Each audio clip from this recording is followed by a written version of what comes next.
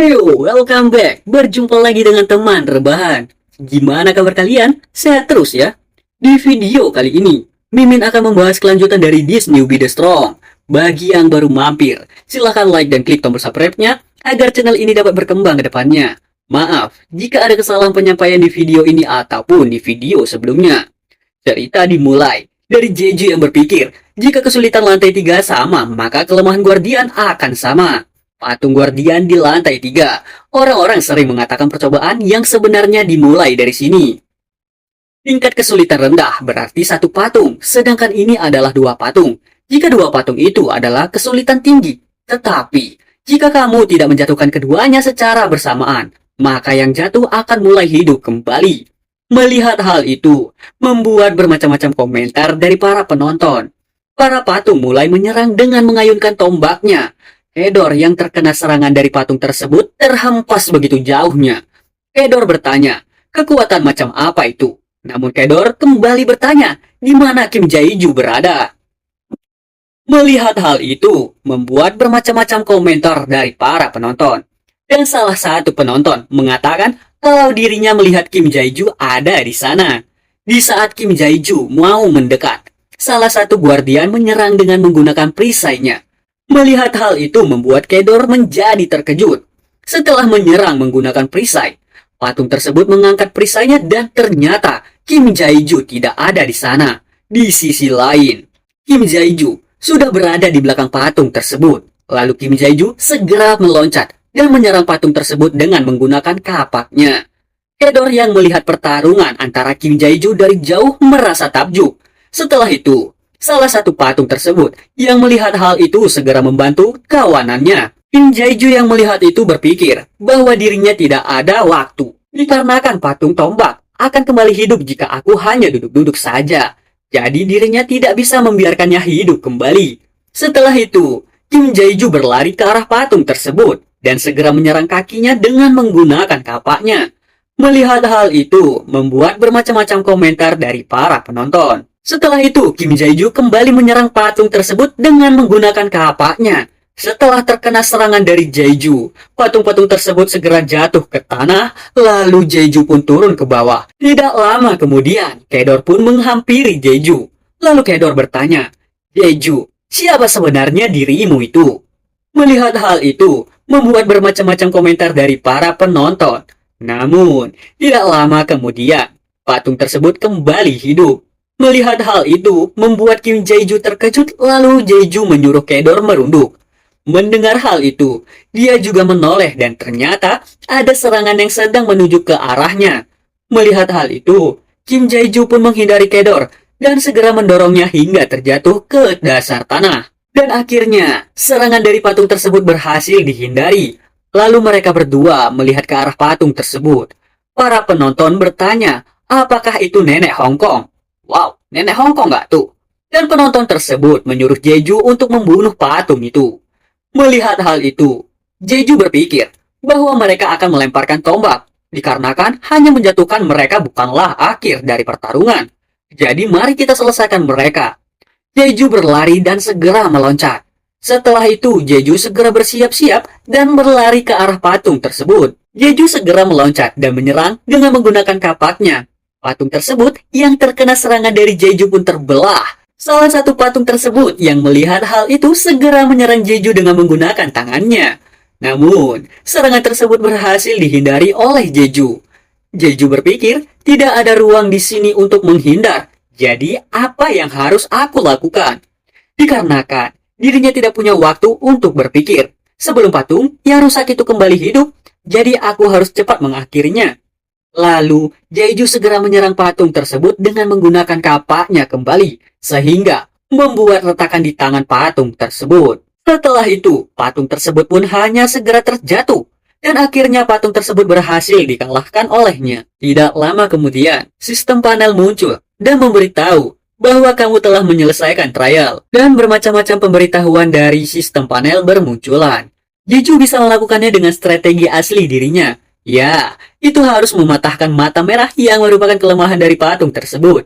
Tapi dirinya juga bisa menghancurkan patung-patung itu. Jeju berkata, bagaimana kita bisa menyelesaikannya dengan begitu aman? Dan Apakah itu terlalu lama? Mendengar perkataan dari Jeju membuat bermacam-macam komentar dari para penonton. Jeju bertanya, tapi portalnya kenapa tidak muncul? Melihat reaksi dari Kim Jeju membuat bermacam-macam komentar dari para penonton. Jeju berpikir, dirinya harus melakukannya dengan sangat baik. Sehingga dirinya harus berpura-pura tidak tahu banyak sesuatu sekarang. Melihat hal itu, Kedor berkata bahwa tunggu sebentar. Mendengar panggilan dari Kedor, Kim Jae-ju bertanya, ada apa? Bisakah kita berbicara sebentar? Ucap Kedor. Namun Jae-ju berpikir, dirinya telah membuang banyak waktu di lantai 3. Jadi dirinya ingin cepat naik ke lantai selanjutnya. Lalu Jae-ju meminta maaf, tapi mungkin lain kali. Akan ada kesempatan nanti, dan segera pergi meninggalkan Kedor. Melihat hal itu, Kedor merasa tersingkir, ya semacam diabaikan. Tidak lama kemudian, Kim Jae-ju pun tiba. Di sini Mimin gak tahu ini di mana, mungkin semacam tempat orang berdoa ya kayak kuil gitu. Lalu Jae-ju berjalan menuju kuil tersebut dan segera mengambil dan membuka gulangan itu. Gulangan tersebut memberitahu bahwa kami sedang menunggu kehancuran kami. Cerita orang-orang yang kelaparan dan arwah para prajurit yang gugur berkeliaran di sekitar kekaisaran. Tahun 957 pada masa kerajaan Astroad, Kaisar gila menyembunyikan bel kemenangan saat dia memenggal jenderal muda yang telah kembali. Alasannya sederhana, dia tidak mendengarkan dan bertarung sendirian, jadi dia dieksekusi. Jika seorang petualang membaca teks ini, izinkan aku memberitahumu satu hal, jangan pernah membuat Kaisar marah. Melihat hal itu membuat bermacam-macam komentar dari para penonton.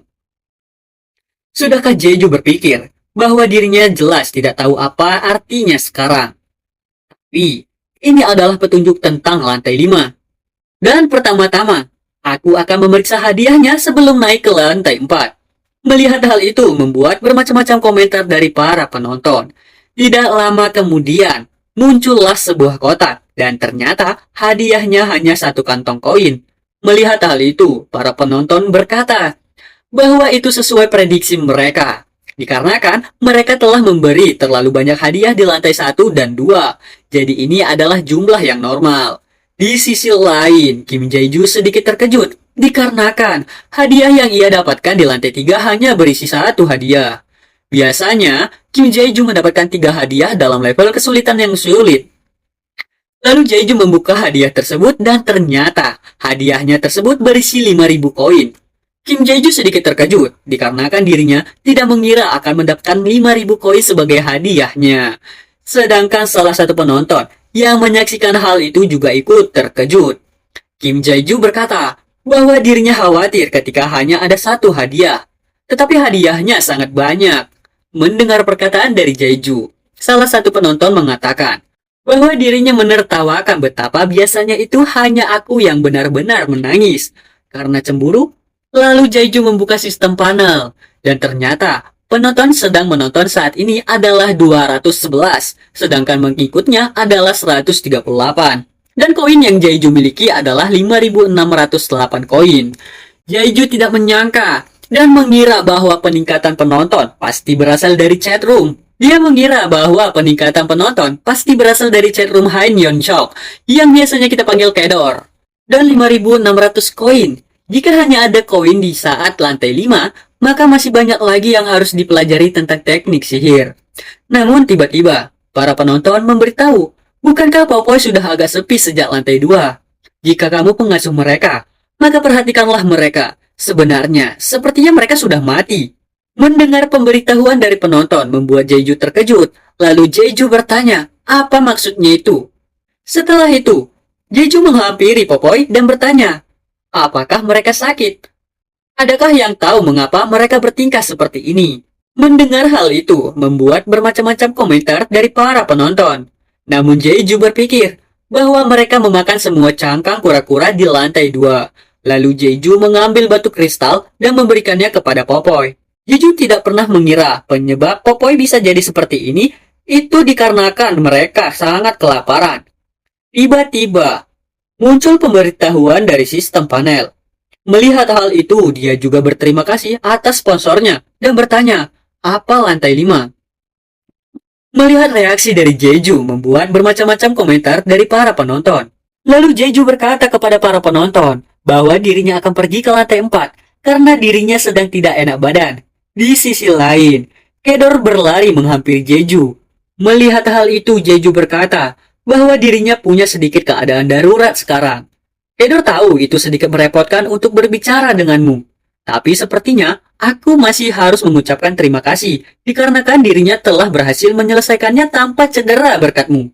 Jadi Kedor berterima kasih banyak. Mendengar hal itu membuat Jeju tersipu malu. Lalu Jeju berkata, pasti, kapanpun ada kesempatan. Tidak lama kemudian, Jeju pun segera pergi meninggalkan portal. Munculnya pemberitahuan sistem panel yang mengatakan bahwa trial keempat nanti akan segera dimulai. Melihat pemberitahuan dari sistem panel, membuat Jeju sedikit terkejut dikarenakan mereka bilang terjebak. Tapi pasti mereka tahu berarti aku akan mati. Bahkan jika aku mendapatkan makananku dengan koin. Terjebak di lantai ini adalah hukuman mati. Lalu Jeju segera berjalan menuju dinding tersebut. Dikarenakan harusnya ada 100 kristal untuk kesulitan yang gitu sulit. Melihat hal itu, membuat bermacam-macam komentar dari para penonton. Lalu Jeju akan memeriksa entry toko. Bagi kalian yang tidak tahu apa itu entry toko adalah semacam proses memasukkan data ke dalam sistem atau database perusahaan, baik secara manual maupun dengan bantuan perangkat lunak. Oke, kita lanjut lagi ke pembahasannya. Entry toko lantai 4 tidak seperti lantai lainnya, memiliki berbagai macam makanan dan item penting untuk memikat pengguna. Bukan sekadar senjata dan item pertahanan, lantai 4 adalah pertarungan melawan waktu.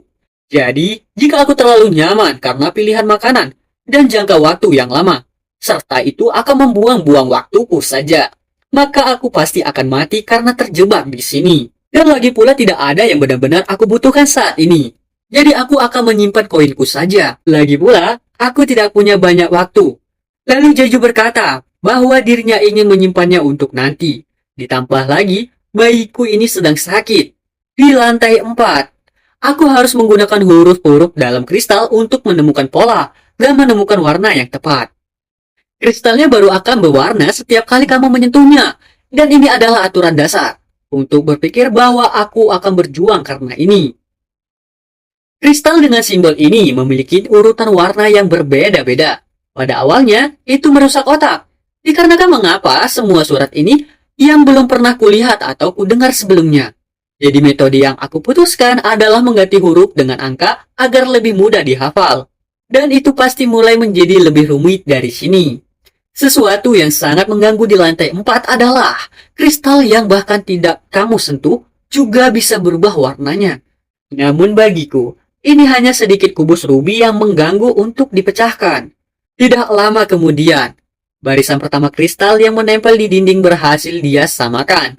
Jeju merasa senang dikarenakan satu baris batu kristal berhasil dia selesaikan. Bagus, semuanya berjalan seperti yang aku ingat. Jika aku terus seperti ini, maka aku bisa menyelesaikannya dalam waktu 1 jam, tidak dalam setengah jam. Lalu Jeju berkata kepada penonton bahwa dirinya akan melakukan sisanya. Dan batas waktu tersisa adalah 5 jam, 53 menit, 22 detik. Tidak lama kemudian, Jeju pun berhasil menyelesaikan trial lantai 4. Dan sistem panel muncul, serta memberitahu bahwa trial telah selesai. Jadi pintu kelima telah terbuka guys. Tiba-tiba, muncul sistem panel pemberitahuan yang memberitahu berterima kasih atas sponsornya. Namun di Zoom jelaskan bahwa dirinya bukan bagian dari Mensa ataupun apapun itu. Jeju berpikir bahwa dirinya bisa menyelesaikan itu dikarenakan dirinya hanya mengingat jawaban yang tersangkut di kamarnya. Namun user The Love Name telah mensponsori 500 koin pengguna. Lalu Jeju kembali berterima kasih kepada semuanya. Dan dirinya akan memeriksa hadiah dengan sangat cepat dan segera melanjutkannya kembali. Lalu muncullah sebuah kotak hadiah yang berisi satu kantong koin. Dan ternyata, isi dari kantung tersebut adalah 5.000 tas koin. Jeju merasa senang dikarenakan dirinya telah mendapatkan total 10.000 koin pengguna. Jadi dirinya bisa mendapatkan buku keterampilan tingkat pahlawan. Namun Jeju harus cepat dikarenakan Popoy sedang tidak enak badan. Jadi, ia segera menggendong para popo itu, karena dirinya akan segera pergi ke lantai 5 sekarang. Dirinya masih di pihak yang cepat, tidak masalah, aku tidak harus terburu-buru sendiri. Lagi pula, dirinya hanya harus menunjukkan bahwa aku tidak tertandingi di lantai 5 ini.